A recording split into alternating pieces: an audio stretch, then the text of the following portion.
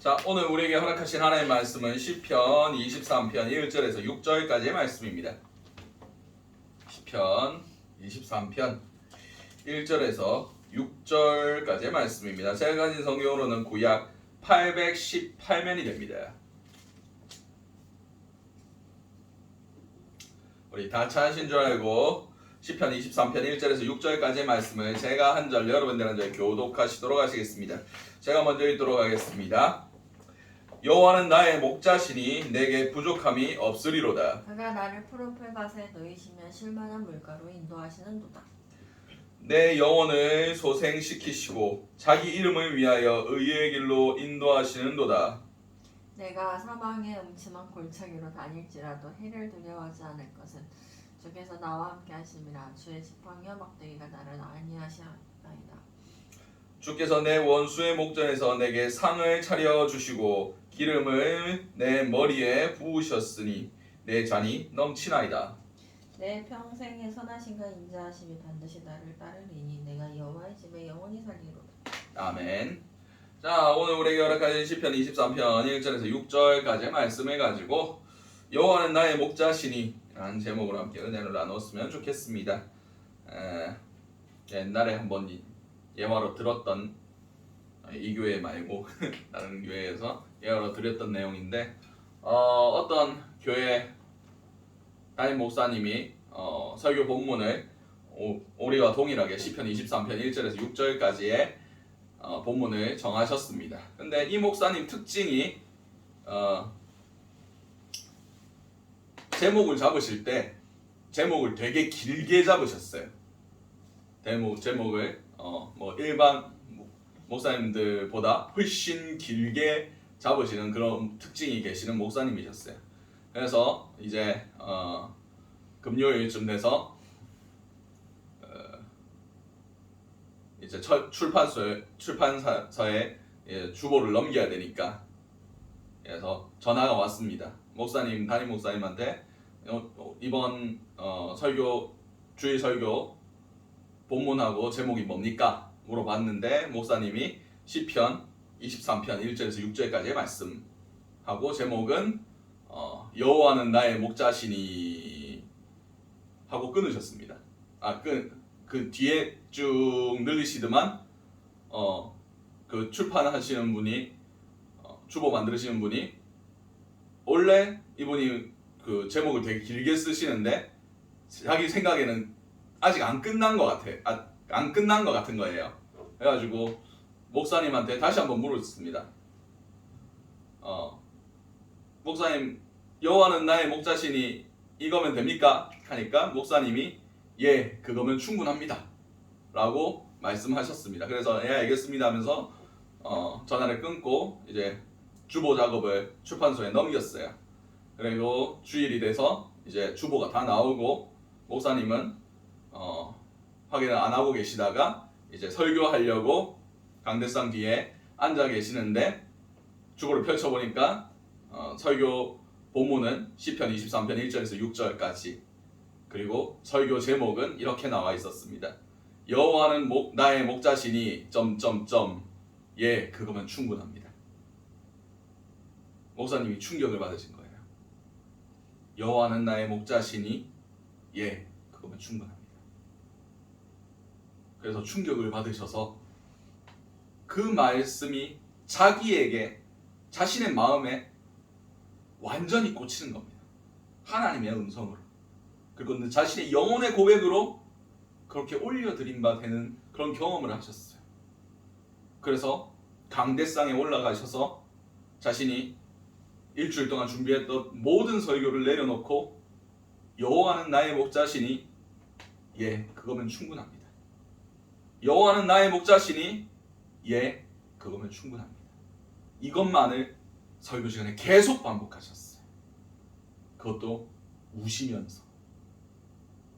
그리고 성도들도 여호와는 나의 목자시니 예, 그거면 충분합니다. 그 말씀을 자신의 마음에 새기고 그 은혜가 넘치는 예배가 끝났다는 그런 이야기가 있습니다. 그렇습니다.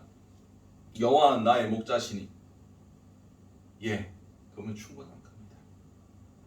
뭐 더 뭔 설교를 하겠습니까? 여호와는 나의 목자시라. 그래도 예배 시간이고 제가 준비한 말씀들이 있으니까 한번 나눠보도록 하겠습니다. 오늘 본문은 다윗의 시편이라고 적혀 있고 아무런 부연 설명이 없습니다. 그래서 학자들이 이거에 대해서 의견이 분분합니다. 그래서 다윗이 목동일 때, 어릴 때, 유년기 때, 아무것도 모를 때, 밖에서 양치고 돌아다닐 때 그때 지은 시편이다 라고 얘기하는 의견이 한 부류가 있고, 아니다, 그가 이제 노년의 때에 자신의 삶을 다 살고 나서 자신의 모든 삶을 되돌아보면서 하나님께 고백한 시편이다 라고 의견이 나눠지고 있습니다. 근데 제 생각에는 후자 쪽 같아요. 다윗이 이제 자신의 모든 삶을 되돌아보고 자신의 모든 인생을 곰곰이 곱씹어 보면서 주께서 베풀어 주신 은혜를 고백하는 시편이 저는 이 시편 23편이라고 생각하고 있습니다. 자, 오늘 본문 1절부터 다시 보도록 하겠습니다.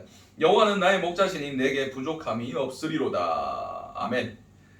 자, 오늘 여호와는 나의 목자라고 고백하고 있습니다. 성경에는 특별히 시편에는 여호와 하나님에 대해서 여호와는 무엇이다, 여호와는 나의 무엇이다 라고 고백하는 구절들이 되게 많습니다.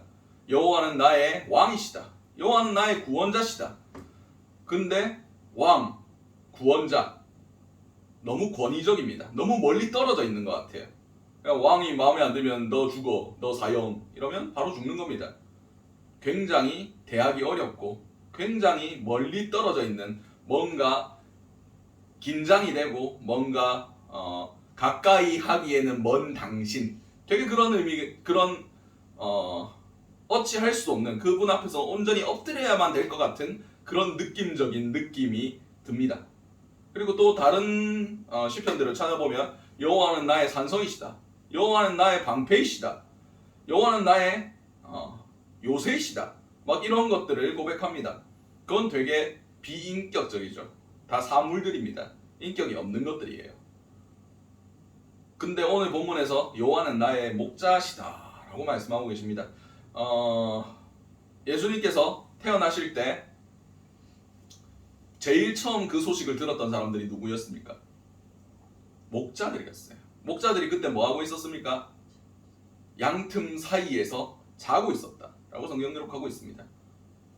다시 말해서 양들과 같이 자고 같이 활동하고 같이 먹고 같이 돌아다니는 그런 사람이 목자라는 거예요. 양들과의 거리가 어떻습니까? 거의 삶의 모든 전반적인 것들을 함께하는 사람이 목자입니다. 거리감이 있습니까? 없습니다. 양들과 동거동락하고 추울 때 서로의 체온을 의지해서 밖에서 잠들고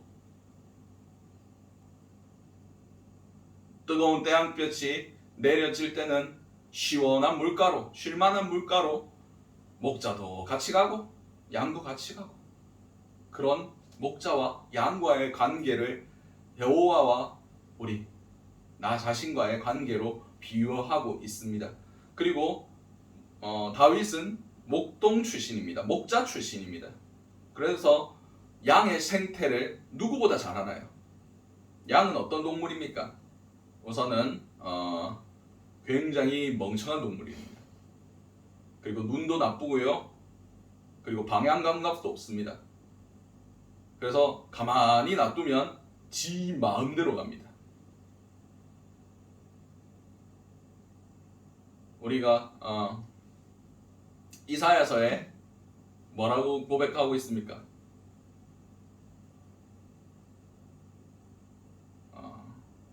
뭐였더라? 갑자기 기억이 안 난다. 우리는 다 양 같아서 그릇 행하여 다 제 갈 길로 갔더니 라고 성경 기록하고 있습니다. 양은 가만히 놔두면, 목자의 컨트롤이, 목자의 보살핌이 없으면 전부 지 맘대로 갑니다. 그게 양의 습성이에요. 그리고 양은 스스로를 보호할 만한 그런 것들이 존재하지 않습니다. 달리기도 또 느려요. 그리고 제가 작년 여름에 양떼 목장에 가봤는데 여러분이 생각하는 새하얀 양 그런 거 없습니다. 전부 다 누리끼리한 이상한 굉장히 더러운 털뭉치들이 돌아다니고 있어요. 그리고 침도 질질 흘리고 굉장히 더럽습니다. 여러분들이 생각하고 있는 그 새하얀 양 같은 거 존재하지 않습니다. 그건 다 양털을 깎아 넣고 엄청나게 열심히 빨아야 씻어놔야 그 색깔이 나옵니다. 여러분들이 생각하는 양은 더럽고 별로 청결하지도 않은 동물이에요. 그리고 주기적으로 양털을 깎아주지 않으면 양은 자기의 털 때문에 그 무게를 못 이겨서 움직일 수조차 없는 동물입니다. 그리고 양이 갑자기 누구의 위협을 받거나 굉장히 놀라거나 그러면 굉장히 웃긴 게 사지가 뻣뻣해집니다. 이게 내 다리가 뻣뻣해져서 그냥 그 상태로 이렇게 쓰러져요. 여러분 저 영상 한번 찾아보세요. 진짜 그런 영상 있습니다. 그리고 그 상태로 그대로 묻어버립니다. 그러니까 적이 쳐들어오면 그냥 도망칠 생각도 안 하고 그 상태로 뻣뻣하게 깜짝 놀라면 그대로 자빠져요. 그리고 그것이 풀리려면 누가 가가지고 애를 일으켜서 세워놓고 다리를 오랜 시간 붙들고 있어야 겨우 경직이 풀리면서 움직여집니다. 얼마나 답답한 동물입니까? 근데 다윗은 그 모든 생태를, 양의 생태를 다 알고 있으면서도 내가 양일 뿐입니다. 내가 주님 앞에 주님이 나를 돌보아 주시지 아니하시면 아무것도 할 수 없는 그런 양일 뿐입니다 라고 고백하고 있습니다. 그 다음 뭐라고 고백합니까? 내게 부족함이 없다. 양이 무슨 부귀영화를 누리겠다고 뭘 요구하겠습니까? 그냥 목자만 잘 따라다니면 되는 겁니다. 때 맞춰서 여름에 그 털 더울 때 털 깎아주고 목마를 때 물 있는 곳에 데리고 가주고 배고플 때 풀 뜯을 만한 데 데리고 가주면 양은 그걸로 만족합니다. 목자만 그냥 곁에 있어주면 되는 동물이 양입니다. 다윗은 목자가 자신의 음성을 알아주는 것, 그거 하나만으로 만족한다고 고백하고 있습니다. 성경에 양은 주인의 음성을 알고 주인도 그 양의 음성을 안다라고 성경 기록하고 있습니다. 그렇습니다. 우리는 이 하나님과의 관계가 양과 목자의 관계가 반드시 성립돼야 됩니다.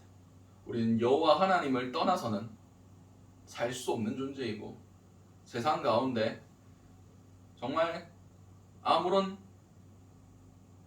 그 세상을 헤쳐나갈 능력이 없는 우리를 주님께서 돌봐주고 계신다는 것, 그리고 그것만으로 우리가 세상의 다른 그 어떤 것들을 요구하지 아니하고 그것만으로 우리가 만족할 수 있다는 것을 고백할 수 있어야 됩니다.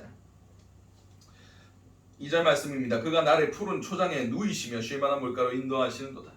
우리 모든 것들을 선하고 좋은 것들로 베풀어 주시고 주님께서 만족하게 하신다는 고백입니다.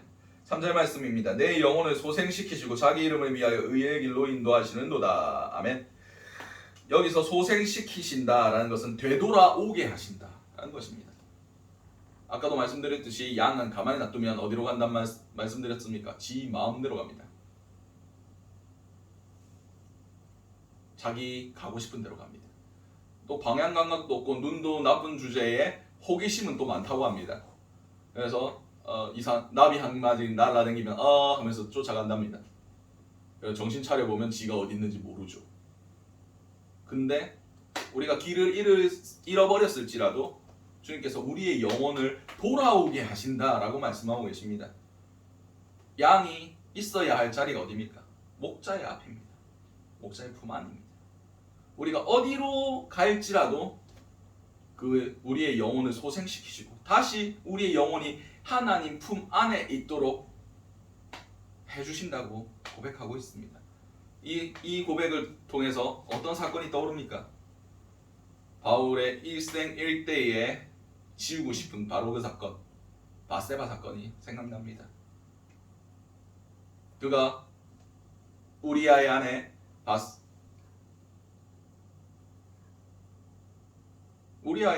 바세바를 범하고 나서 그의 죄를 덮기 위해서 우리아를 데리고 옵니다. 전쟁터에서. 그리고 그 아내와 동심시키려고 했는데 그게 또 잘 안 되죠. 그래서 자신의 요압 장군에게 편지를 써서 우리아를 전쟁에서 죽게 만들어라 해서 살인을 저지릅니다. 비록 자신의 손으로 죽게 하지는 않았지만 죽음으로 내몰았죠. 그래서 우리아가 죽으니까 잘됐다 해가지고 바세바를 자신의 궁으로 데리고 들어옵니다. 그래서 하나님께서 나단 선지자를 보내서 비유를 통해서 다윗의 잘못을 지적하십니다. 뭐라고 얘기했습니까? 어떤 한 가난한 사람이 있는데 양 한 마리가 있었다. 그래서 그 양 한 마리를 정말 자기 자신처럼 아끼고 사랑하고 보살펴 주었다. 근데 어떤 부자가 그 옆에 살았는데 자기 친구들이 와가지고 뭘 잡아서 대접해야 되는데 짓거주기 아깝고 그래서 그 가난한 사람의 양을 빼앗아서 잔치를 베풀었다 라고 얘기했습니다. 그러니까 다윗이 분을 내면서 그 사람은 반드시 죽어야 된다 라고 얘기했습니다. 근데 나단 선지가 그때 뭐라고 얘기합니까? 그 부자가 바로 당신입니다. 당신이 우리아의 아내를 그런 식으로 빼앗았지 않습니까? 다윗은 그때야 자신의 잘못을 깨닫고 회개하기 시작합니다. 다시 말해서 그 전까지 자기가 잘못한 줄 몰랐단 소리예요. 내가 왕이니까 당연히 이 정도 누릴 수 있지. 내가 왕인데 내가 내 권력을 쓰겠다는데 뭐가 잘못이냐? 자기의 잘못을 깨닫지도 못하고 살았다는 겁니다. 그리고 그가 회개하면서 고백했던 노래 그 가운데 주의 성령을 내게 거두지 말라. 내 구원의 기쁨을 다시 회복시켜 달라고 고백하고 있지 않습니까? 그때 그 경험을 가지고 여호와께서 내 영혼을 소생시키신다. 나를 다시 돌아오게 하신다. 잘못된 길에서, 죄악의 길에서, 범죄의 길에서, 하나님의 품을 떠난 그 길에서 목자가 양을 다시 부르는 것 같이 다시 하나님의 품으로 돌아오게 해주신다 라는 고백을 올려드리는 겁니다. 그리고 자기 이름을 위하여 의의 길로 인도하시는도다 라고 말씀하십니다. 그렇습니다. 우리가 이제 죄악의 자리에 있다가 예수 그리스도의 은혜를 통하여 다시 하나님의 백성이 되었습니다. 하나님의 백성이 된 자들은 이제 어떤 삶을 살아가야 됩니까? 주의 영광과 주의 이름을 위해서 살아야 됩니다. 그리고 의의 길을 가야 됩니다. 의의 길이 무엇입니까? 너희는 먼저 그의 나라와 그의 의를 구하는 것, 바로 그 삶을 살아가는 것입니다. 하나님의 뜻대로 하나님이 원하시는 길을 가야 되는 것이 우리 구원받은 사람들, 예수 그리스도 안에서 새롭게 된 죄악의 길을 헤매다가 예수 그리스도의 그 복음을 듣고 다시 예수 품으로, 다시 아버지 품으로, 다시 우리가 있어야 할 피조물의 자리에 돌아온 사람들은 하나님의 뜻을 깨닫고 하나님의 길로, 하나님이 원하시는 방법대로 의의 길로 걸어갈 수밖에 없다고 고백하는 것입니다. 그렇습니다. 양들은 양을 왜 기릅니까? 젖짜서 팔고, 양털 깎아서 팔고, 제사도 지내고, 고기도 팔고, 다 목자 잘 되라고 기르는 겁니다. 뭐 동물 애호가라서 양을 기르겠습니까? 다 목자가 돈이 되니까. 그렇습니다. 우리는 주의 영광을 위해서, 주의 이익을 위해서 사는 겁니다. 좀 이게 계산적으로 보일 수 있겠지만, 그러나 주께서는 우리를 사랑하시고 우리를 위해서 자기의 아들까지 내어주신 사람, 그런 사랑을 가지신 분이십니다. 하나님과 우리가 동등되이 놓일 수 있을 만큼 우리를 사랑하셨습니다. 자기를 비워서 자기에게를 낮춰서 우리의 자리까지 내려오신 분이 바로 하나님의 사랑입니다. 그러나 그 사랑을 깨달으면 깨달을수록 우리는 하나님 앞에서 낮아질 수밖에 없습니다. 내 모든 삶을 그분께 다 드려도 내 모든 삶의 어떤 상황과 어떤 환경이 펼쳐지더라도 주님을 사랑하고 주님께 감사하며 주님만 바라보며 살아가야 되겠구나라는 것을 깨달을 수밖에 없는 그런 위치가 됩니다. 그분이 낮춰주셔서 우리를 사랑하셨던 그 사랑을 깨달은 자는 당연히 그럴 수밖에 없습니다. 우리는 주님을 위해 있는 겁니다. 우리가 주를 위해 자기를 위해 사는 자도 없고 자기를 위해 죽는 자도 없나니 사나 죽으나 주를 위해 살고 주를 위해 죽는다. 주의 사랑을 깨달은 자는 그렇게 고백할 수밖에 없습니다. 그렇습니다. 우리는 주의 이름을 위해서 주께서 예비하신 길로 걸어가야 됩니다. 비록 그 길이 어떤 길이라고 말씀하고 계십니까? 내가 사망의 음침한 골짜기로 다닐지라도 해를 두려워하지 않는 것은 주께서 나와 함께 하심이라. 주의 지팡이와 막대기가 나를 안위하시나이다. 주의 의로 주의 이름을 위하여 의의 길로 인도하셨는데 지금 어디가 나옵니까? 사망의 음침한 골짜기가 나옵니다. 우리가 그 길을 걸어가야 주의 의의 길, 주의 이름이 드러난다는 것입니다. 예수 믿으면 다 꽃길, 형통, 축복, 행복. 그러면 이 시편은 23편은 틀린 얘기가 됩니다. 주께서 의의 길로 인도하셨는데 사망의 골짜기가 나오면 안 되죠. 왜 주께서 인도하시는데 그런 이상한 데가 나옵니까? 그러나 주께서 인도하신 그 길은 옳은 길입니다. 주께서 우리를 인도하시는 곳은 쫙 깔린 대로 그런 꽃길이 아니라 좁고 협착한 길이라고 성경 분명히 얘기하고 있습니다. 주께서 우리를 사망의 음침한 골짜기로 인도하실 수 있습니다. 주의 영광과 주의 의를 위해 그분의 이름을 위하여 고난의 길로 아무도 우리의 모든 헌신과 고난과 아픔과 그런 눈물을 알아주지 않는 그 길로 인도하실 수도 있습니다.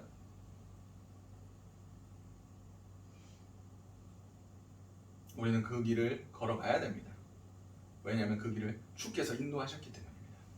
오늘 본문에서 사망의 음침한 골짜기는 죽음의 그림자가 드려진 골짜기라고. 딱 봐도 저 가면 죽겠는데, 딱 봐도 절로 가면 뭔가 튀어나올 것 같고 내 삶에 위협이 닥칠 것 같고 내 목숨이 위태로울 것 같은데 라는 생각이 들 만한 그런 곳이란 겁니다. 그곳으로 다닐지라도 내가 해를 두려워하지 않는다. 여기서 해는 하늘에 떠 있는 그 해가 아니라 내한테 오는 그런 피해, 데미지, 그런 목숨을 앗아갈 만한 그런 것들을 의미합니다. 다시 말해서 목자를 믿는 전적인 신뢰 안에서 주어지는 평안입니다. 상황이 음침한 골짜기로 다닐지라도 내 상황이 어떠할지라도 주께서 나와 함께 하심으로 얻어지는 평안, 주께서 내 목자 되심으로 내가 두려워하지 아니할 이유 되신다는 겁니다. 그리고 주께서 함께 하심이여 함께 하심이라. 주의 지팡이와 막대기가 나를 안위하시나이다 라고 성경 기록하고 있습니다. 여기서 지팡이는 미시에네트 라고 기록되어 있는데 이것은 성화 보면 잘 나와 있는 그 목사님이란다. 그 예수님이 목자 되신 예수님이 들고 있는 요렇게 구부러진 형태의 지팡이입니다. 이게 어떻게 쓰이느냐? 아까도 말씀드렸듯이 양이 구덩이에 빠지거나 어디 이상한 데 걸려 있으면 이거를 요렇게 생긴 지팡이를 가지고 뿔에 걸거나 아니면 다리 사이에 걸어가지고 끄집어 당기는 겁니다. 어디에 빠지든지 이 지팡이를 통해서 제대로 바른 길로 인도할 수 있습니다. 그리고 막대기는 쉐베트인데 이것은 적과 싸우는 무기입니다. 둔기같이 몽둥이같이 이리가 날 달려오면 때리고 그의 손톱을 맞고 이빨을 맞고 그런 공격하는 무기입니다. 이것은 보호하시는 그런 용도로 우리를 사용됩니다. 그렇습니다. 주께서 우리가 실족할지라도 넘어질지라도 사망의 음침한 골짜기에 빠질지라도 주의 미시에네트가 우리를 건져내실 것이고 사단의 그 어떠한 흉계와 그 어떠한 공격 가운데서도 쉐베트로 그 공격을 물려쳐 주실 것이다 라는 고백입니다. 계속해서 보도록 하겠습니다. 주께서 내 원수의 목전에서 내게 상을 차려 주시고 기름을 내 머리에 부으셨으니 내 잔이 넘치나이다. 아멘. 주께서 내 원수의 목전에서 여기서 원수가 누구겠습니까? 우리를 공격하는 그런 다윗의 삶에서 압살롬이었을 수도 있고 아니면 사울 왕이었을 수도 있겠죠. 그러나 우리의 원수, 우리의 대적은 사단 마귀입니다. 우리의 영혼을 취하려고 하는 그 지옥으로 끌고 가려 하는 그 사단 마귀로부터 그의 목전에서라도 우리에게 상을 베풀어 주신다. 이것은 여기서 상은 금메달, 은메달 그런 것이 아니라 밥상입니다. 밥상. 원수가 우리 앞에 어떠한 참소와 어떠한 공격과 어떠한 유혹과 어떠한 걸림돌을 덫을 놓는다 할지라도 그 앞에서 우리는 주님께서 차려주신 밥상, 주님께서 날마다 베풀어 주시는 은혜와 주님의 말씀들로 우리는 그 모든 것들을 극복할 수 있다는 겁니다. 사람이 떡으로만 살 것 아니요 여호와의 입에서 나오는 모든 말씀으로 살 것이니라. 떡보다 귀한 것이 그 말씀입니다. 어떤 상을 우리에게 차려주십니까? 말씀의 상, 주의 은혜, 그 말씀으로 우리 삶을 그 사탄의 계략을 물리칠 수 있습니다. 예수님께서도 사단에게 어떻게 이기셨습니까? 기록되었을 때 말씀으로 이기셨습니다. 우리도 주께서 베풀어 주신 사단의 그 공격 가운데 말씀으로 대항하여 우리를 채울 때 사단은 물러가게 되어 있습니다. 그리고 계속해서 보도록 하겠습니다. 주시고 기름으로 내 머리에 부으셨으니 내 잔이 넘치나이다. 기름 부으심, 이것은 우리를 영화롭게 하셨다, 귀하게 하셨다 라는 뜻입니다. 기름은 누구한테 붓습니까? 왕과 제사장과 선지자. 다음 뭐가 필요합니까? 주의 성령이 필요한 사람입니다. 주의 영이 부어지는 사람입니다. 근데 예수 그리스도 메시아, 기름 부음을 받은 자 그리스도, 그분 이후에 우리 모든 믿는 자들에게 무엇을 허락하셨습니까? 성령을 허락하셨습니다.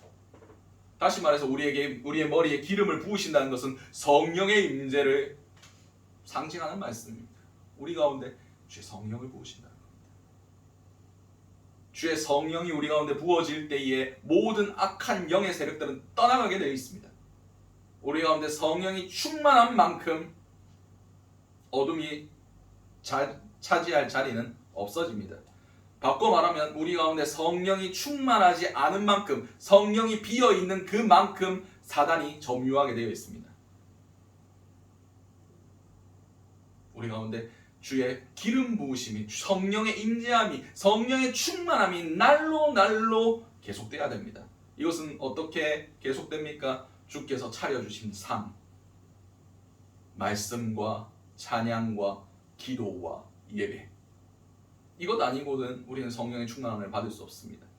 그렇게 됐을 때에만 우리의 잔이 넘치게 된다는 겁니다. 우리 가운데 만족함이 있게 하시고 우리 가운데 부족함이 없고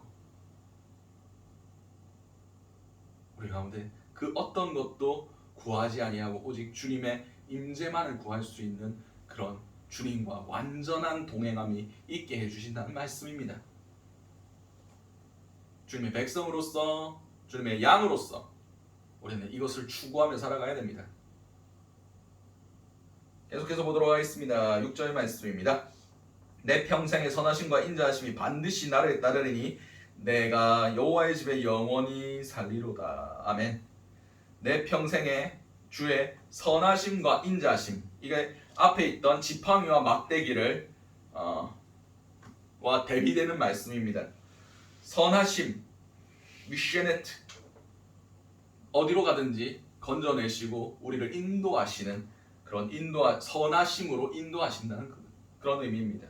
그리고 쉐베트, 그의 막대기로 우리를 그의 인자하심으로 우리를 보호하신다는 겁니다. 그의 은혜로 우리가 싸우지 못할 적들, 우리가 이기지 못할 적들로부터 우리를 지켜내신다는 겁니다.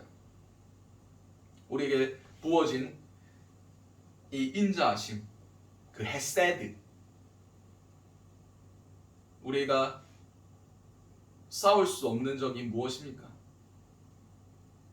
결국 우리의 죄와 우리의 사망입니다. 그것을 주께서 어떻게 해주셨습니까?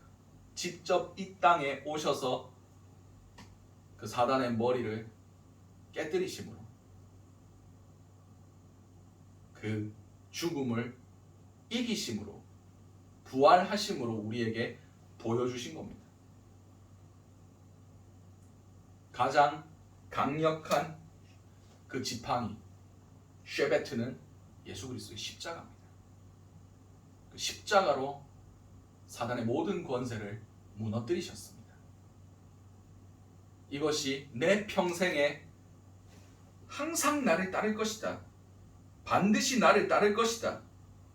그리고 내가 여호와의 집, 이것은 예루살렘 성전을 의미하고 있지만 우리는 새 예루살렘의 그 성전, 우리가 마지막 때 가게 될 그 천국을 의미하고 있습니다. 그곳에 영원히 이르게 하신다는 겁니다. 살아서도 주님의 그 선하심과 인자하심이 우리를 인도하시고 결국 우리를 천국에까지 이끌어 주신다는 고백입니다. 우리가 어디에 있을 때 주께서 이것을 다 약속해 주셨습니까? 주의 품에 있을 때, 양으로서 목자를 끝까지 쫓아갈 때, 주께서 가라 하신 그 길에 우리가 믿음으로 발을 내디딜 때, 오늘 본문에서 주의 선하심과 인자하심이 반드시 나를 따르리니라고 성경 기록하고 있습니다. 다시 말해서 목자가 먼저 가겠습니까? 양이 먼저 가겠습니까? 양이 먼저 가야 된다는 거예요. 가끔은 주님께서 길을 만드시고 따라오라 라고 하시는 경우도 있지만, 내가 다 예비해놨으니 먼저 가라, 뒤에서 지켜줄게. 어느 게 쉬울 것 같습니까? 어느 게 쉬울 것 같습니까? 따라가는 게 쉽죠. 앞에 예수님 보이시고 목자가 보이면 그냥 따라가면 됩니다. 근데 우리가 앞서가는 것은 어렵습니다. 그것은 더 큰 신뢰가 필요합니다.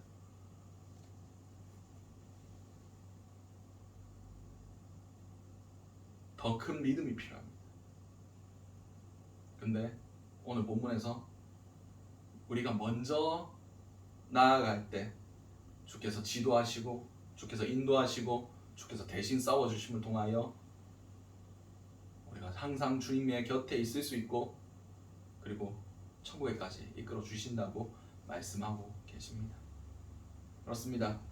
우리는 여호와는 나의 목자시라는 이 고백을 항상 주님께 올려드려야 됩니다. 이것을 고백할 때 내가 양일 뿐임을 항상 인지하셔야 됩니다.